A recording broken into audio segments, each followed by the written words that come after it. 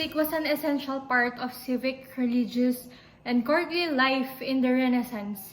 The rich interchange of political, economic ideas in Europe, even in the religious events that took place in 1400s to 1600s, led to major styles of composing music, new musical genres, and development of new musical instruments. With obvious exception of the voice, the instruments in regular use during Renaissance were a strange collection compared to what we use and see now. The royal family was responsible for common string instruments, while woodwinds would have comprised records, basic flutes, and the shawm, which is the ancestor of the oboe. Brass musicians used valveless trumpets and the wonderfully called sackbut, which was an early version of trombone.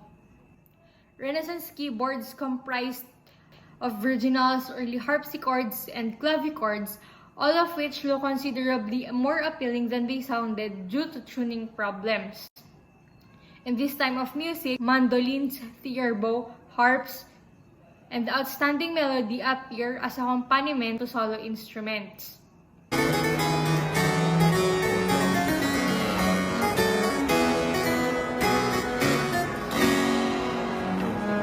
Percussion instruments were generally tiny to medium-sized drums, tambourines, and shakers.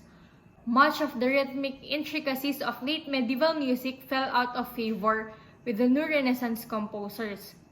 Both ecclesiastical and secular, Renaissance music had polyphony and counterpoint, but the lines were clearer and cadence points became an increasingly important focus.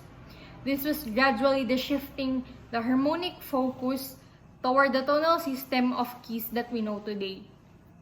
Modal music was popular during much of Renaissance, and it provides a distinct sound quality that we know today as contemporary folk music. Modal music was popular during much of Renaissance, as it provides a distinct sound quality that we know today as contemporary folk music. The Renaissance period also gave rise to musical forms like motet, the madrigal spiritual, the mass, and the laude, all of which was liturgical styles of music.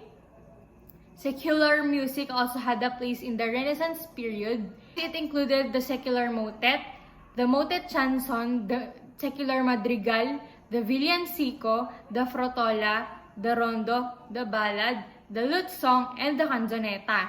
The key characteristics to Renaissance music include polyphony. While in medieval music, it is often characterized by homophonic singing like in Gregorian chants.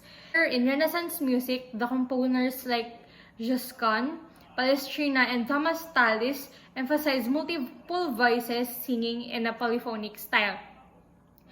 They also included this in multi-part instrumental music. Next is tonal music. It began to change during Renaissance era as English madrigal and Italian madrigal remained popular to this day. Tonal music places a strong emphasis on cadences at the end of lines or entire pieces, and in this way, the listener's ear can be anchored in a particular key. The literature of Renaissance has not endured to the degree that Baroque, Classical, and Romantic era has. Still, there are several Renaissance composers that remain highly influential to this day.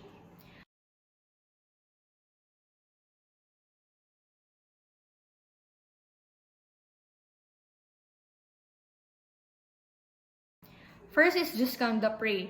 He was a prodigious composer of both church music and secular music. His liturgical motets are widely taught in music schools as an example of Renaissance harmony and dedication.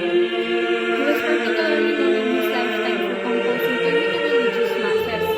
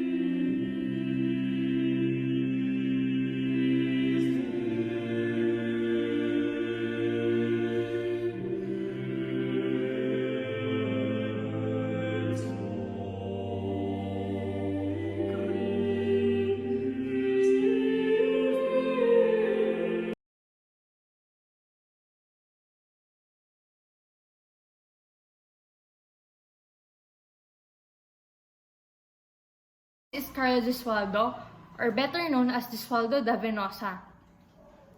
This composer was perhaps the most famous of his era to emerge from Italy. He was also notorious for a string of murders that he was alleged to have committed. He published 6 volumes of Italian madrigals, which featured chromaticism that would not have been equaled until deep down to the Baroque era.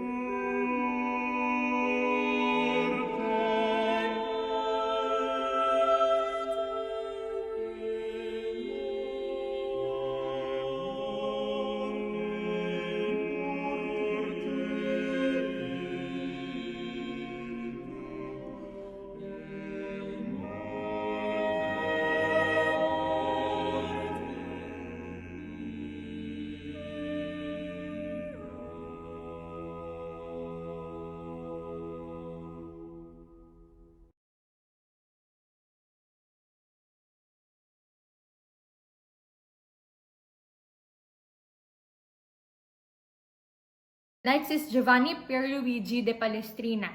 Simply known as Palestrina, this Roman school composer is sometimes credited as the link between the Renaissance music to the Baroque music. His mastery of counterpoint was among the most robust of his era. He was known for his masses such as the Missa Papae Marcelli or Pope Marcellus Mass, which made him famous his whole lifetime.